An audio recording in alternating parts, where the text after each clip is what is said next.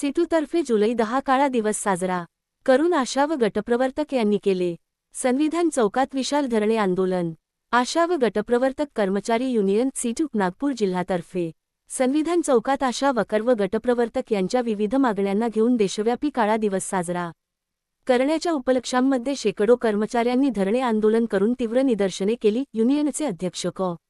राजेंद्र साठे यांनी सांगितले की मार्च 2025 रोजी केंद्रीय आरोग्य मंत्री डॉक्टर जे.पी. नड्डा यांनी संसदेमध्ये आशा वर्कर यांना 1500 रुपयेची मानधन वाढ आम्ही देण्यास तयार आहोत अशी घोषणा केली, परंतु घोषणा करून सुद्धा त्याची अंमलबजावणी करण्यात आलेली नसून आशा वर्करच्या तुलनेत गटप्रवर्तकांना सुद्धा 2000 मानधन वाढ मार्च 2025 पासून द्यावी अशी शासनाकडे आम्ही मागणी करत आहोत.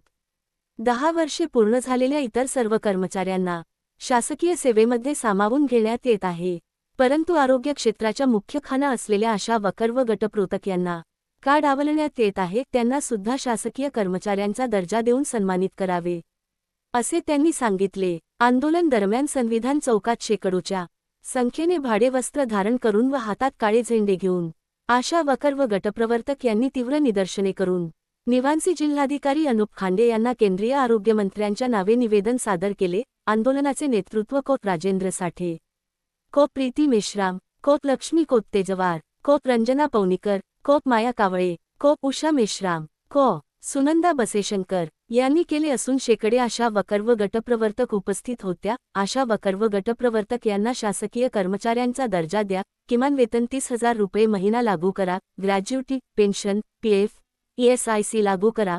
मार्च 2025 रोजी लोकसभेत घोषणा केलेली 1500 रु. आशा वर्कर यांना लागू करून गटप्रवर्तकांना सुद्धा 2000 रु. ची वाढ लागू करा. ग्रामपंचायत स्तरावर असलेला 23 महिन्याचा कोरोनाचा प्रोत्साहन भत्ता ग्रामीण आशाप्रमाणे शहरी आशांना लागू करून त्वरित वाटप करा. BLO व सहाय्यक BLO कामातून आशांना मुक्त करा.